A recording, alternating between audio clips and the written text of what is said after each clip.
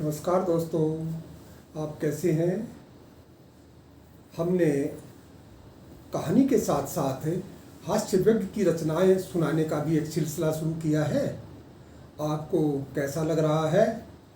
अच्छा, प्रतिक्रियाएं मिल रही हैं, लेकिन फिर भी अगर कुछ सुझाव देना चाहें तो अवश्य बताइएगा।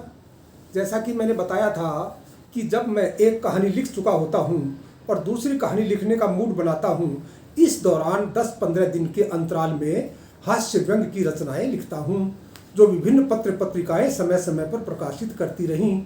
ज़्यादातर हास्य व्यंग्य की रचनाएं नवभारत टाइम्स, दैनिक हिंदुस्तान, दैनिक भास्कर, नई दुनिया और साप्ताहिक हिंदुस्तान आदि पत्र पत्रिकाएं छापती रहीं। और इसी तरह का एक कॉलम होता था, गागर में सागर, ये दैनिक ट्रिब्यून में छपता था, जिसे मैं लिखता रहा। ऐसी ही एक रचना मैं आपको सुनाने जा रहा हूं, जिसका नाम है हमारी चद्दर जिंदाबाद। ये चद्दर जो है, ये जो लेख था हमारी चद्दर जिंदाबाद, ये उन पत्र पत्रिकाओं में छपने के बाद मेरी 121 हास्य व्यंग्य रचनाओं में भी समाहित हो चुका है। तो मैं इसी में से पढ़कर आपको सुनाता हूं कि जब ये रचना लिखी गई थी, ये आज से 25 साल पहले लिखी थी मैंने, लेकिन आज भी उतनी ही सामयिक है ये। हमारी चद्दर जिंदाबाद। जब जीवन की मूलभूत आवश्यकताओं की चर्चा चलती है तो जुबान पर चद्दर का नाम सबसे पहले आता है। इसके बाद भोजन और मकान का जिक्र होता है। रोटी, कपड़ा और मकान, इन तीनों चीज़ों का जब जिक्र होता है तो कपड़े का जिक्र मेरी दृष्टि में सबसे पहले होना चाहिए। मेरी मान्यता अनुसार वस्त्र की उपयोगिता भोजन और मकान से अधिक होती है, क्योंकि एक सप्ताह तक भोजन के बिना कम से कम आपके प्राण इस पंचभूत शरीर में अटके रह सकते हैं। मकान के बिना सड़क किनारे फुटपाथ पर आप अपना पूरा जीवन बिता सकते हैं। कोई उठा दे तो 10 गज आगे डेरा डाल लो, क्या फर्क पड़ता है। परंतु यदि आपके शरीर पर कपड़ा नहीं होगा तो लोग मारे या न मारे, आप स्वयं शर्म से मर जाएंगे। भावार्थ यह हुआ कि मकान और रोटी के बिना मनुष्य एक आध हफ्ता निकाल सकता है, वस्त्र बिना नहीं। आपके पेट में रोटी है या नहीं, यह बात आपका पेट ही जानता है, किसी दूसरे को इसका पता नहीं। ऐसे ही मकान एक जगह खड़ा रहता है, हर समय साथ तो नहीं चलता ना। यह चलते आदमी या राह चलते आदमी को क्या पता कि आपके पास मकान है या नहीं। लेकिन यदि आपके तन पर कपड़ा नहीं होगा तो सब समझ जाएंगे कि आप नंग धड़ंग कंगाल हैं। किसी के पास रोटी नहीं तो भूखा रह ले, मकान नहीं तो किराए पर ले सकता है, परंतु वस्त्र के बिना न मकान मिलेगा न रोटी। नग्न पुरुष को कोई किराएदार रखे भी तो कैसे।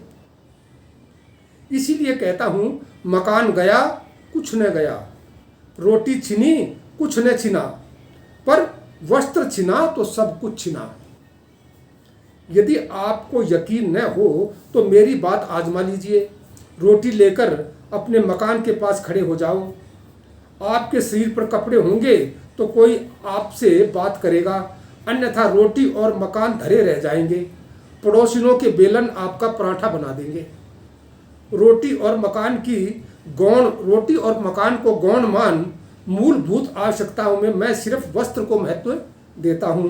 वस्त्र से हम अपनी कितनी ही कमियां छिपा सकते हैं। वस्त्र दो तरह के होते हैं। वस्त्र दो तरह के होते हैं, सिलाईशुदा वस्त्र और कुंवारे वस्त्र। कुंवारे वस्त्र से तात्पर्य है ऐसे वस्त्र जिनको दर्जी की कैंची और सिलाई मशीन ने न छू पाए हों। वस्त्रों की बात चलती है तो मैं सर्वाधिक आदर चद्दर का करता हूं। वस्त्रों की महफिल में इसे सबसे ज़्यादा सम्मान दिया जाना चाहिए। यूं तो दरी, रजाई, पैंट, कमीज, बनियान, धोती, न जाने कितने छोटे बड़े वस्त्र हैं, पर चद्दर का आसानी कोई नहीं। चद्दर को सात्विक तपस्विनी की संज्ञा दी जा सकती है। आदिकाल से लेकर आज तक कोई भी वस्त्र इसकी उपयोगिता कम नहीं कर पाया। पाषाण युग से लेकर कंप्यूटर युग तक इसका प्रचलन ज्यों का त्यों है। इसकी महत्ता को कम करने के लिए कितने ही षड्यंत्र रचे गए, परंतु वस्त्रों में चद्दर का एक छत्र राज कायम रहा। उदाहरणार्थ कुछ वस्त्रों से इसकी तुलना करते हैं। पैंट, 2 टांगों वाला प्राणी इसे धारण करता है। यह टांगों में ही पहनी जाती है। पाजामा इसका विकल्प बन सकता है। धोती भी पैंट की जगह बांध सकते हैं। यह नए युग की देन है, परंतु चद्दर की भांति यह पूरे शरीर को नहीं ढांप सकती। कमीज, हाथ और वक्ष को ढांपने के लिए यह उसी आकार की बनी होती है। हमने आज तक किसी बुद्धिमान व्यक्ति को कमीज से टांग ढकते नहीं देखा, जबकि चद्दर टांगों के साथ साथ हाथ और मुंह को भी ढक सकती है। दरी या रजाई, ऋतु विशेष में ही इसका सदुपयोग हो पाता है। बाकी समय अन्य लघु जीव कूं, जूं, कांकरोच, खटमल इत्यादि अपनी वंश वृद्धि हेतु इसका प्रयोग करते रहते हैं। एवमेव बनियान तथा दूसरे सब अधो वस्त्र केवल एक कार्य ही साधते हैं, जबकि चद्दर बहुउद्देशीय होती है। पैंट, कमीज, पाजामा, रजाई, दरी सबके स्थान पर यह काम आ सकती है। महात्मा कबीर ने चद्दर के महत्व को समझा। झीनी झीनी बीनी चदरिया। अब जरा सोचो, उन्होंने झीनी झीनी बीनी रे कमीज, झीनी झीनी बीनी रे बनियान या झीनी बीनी बीनी रे पैंट क्यों नहीं कही? इसीलिए क्योंकि उन्हें पता था कि ये सब युग के साथ समाप्त हो जाएंगे, जबकि चद्दर अजर अमर रहेगी। सतयुग से लेकर कलयुग तक चद्दर ने अपना रंग ढंग नहीं बदला। महापुरुषों से लेकर भिखारियों तक सबको यह ढांपती आई है। साधु महात्मा श्वेत चद्दर धारण करते हैं। यह और बात है कि संप्रदायों के अनुसार चद्दर के रंग बदलते रहे। भिखारी चद्दर बनाकर या चद्दर बिछाकर बैठ जाता है। भीख से उसकी आजीविका चलती है। कोई आज तक पैंट या कमीज बिछाकर भीख मांगता नहीं पाया गया। किसी विधवा के पुनर्विवाह की बात चलती है तो लोग चादर ओढ़ाना कह देते हैं। मृत आदमी के कफन के रूप में चादर ही होती है। पीर पैगंबरों की मजार पर चद्दर चढ़ाई जाती है। इसके अतिरिक्त सर्दियों में वह सर्दी से, गर्मियों में लू से, वर्षा ऋतु में वर्षा से बचाने के साथ साथ यह मच्छरों से भी हमारी रक्षा करती है। लोग पड़ोसियों की कुटिल दृष्टि से बचने के लिए अपने घरों में पर्दे लगाते हैं। यह भी चद्दर का ही प्रतिरूप है। चद्दर से विमुख होते लोगों को जल्दी ही अपनी गलती का आभास होने लगता है। एक बार मैं भी नए युग की चमक दमक में चादर से रूठकर दूसरे वस्त्र सिलाने की सोच बैठा।